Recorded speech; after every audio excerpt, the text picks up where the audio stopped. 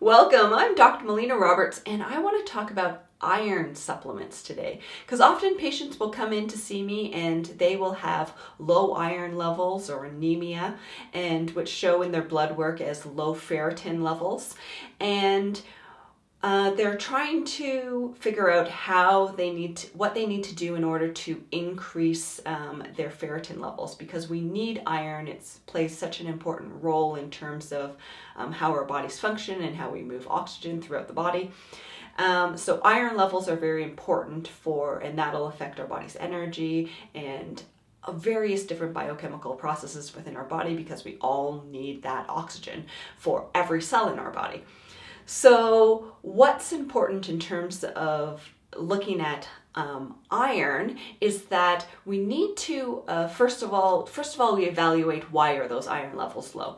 Usually it comes down to three things. One is that we're not taking in enough iron, and that can typically happen if we have a patient who's vegetarian or isn't consuming any sort of animal proteins, or low amounts of animal proteins would make it so that those iron levels are low. Another reason can be that they're not properly absorbing the iron from the foods that they're eating. So there's imbalances within that digestive tract. So it means that we need to heal the digestive tract in order for us to properly absorb the iron from the foods that we're eating. Another reason can be if we have any sort of bleeding happening in the body, and we definitely need to rule this out. We have to rule out whether there is some internal bleeding happening. So whether it's because we have some sort of inflammatory bowel disease that could be causing that bleeding within the digestive tract. There might also be that there can be hormonal imbalances, so then you have heavy bleeding during menstrual cycles, and that can also lead to low iron levels. So we need to explore those other reasons why iron may be low in the body. But I find that the most common reason is because we have to heal up the lining of the digestive tract.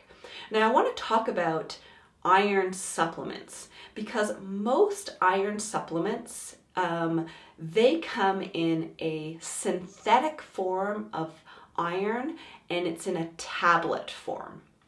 So first of all, when it's synthetic, it's not something that the body recognizes, so it doesn't assimilate it very well. So ideally, we want that iron to be coming from a natural source. So if it's from a natural source, then our body can recognize it, it can assimilate it really well, and it can absorb that iron and make it useful to our body. The other challenge with a lot of iron supplements is that they come in tablet form. So tablet form means that the body has to do a lot of breakdown and then some absorption.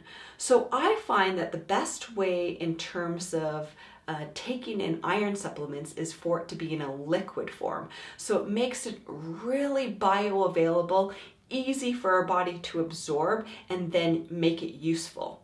So in terms of iron supplements, we want it to be ideally from a natural source. We want it to be in a liquid form, and we also want it to be of high quality.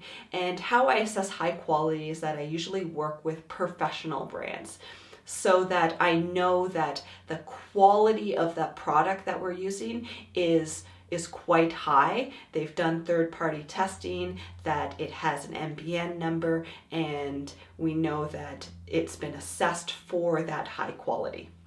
All right, so that's a little bit more information about iron deficiencies and in terms of iron supplements. What's important to note in terms of iron supplements is that we want to make sure that iron levels are actually low before we supplement with iron, because the challenge is that our body does store iron.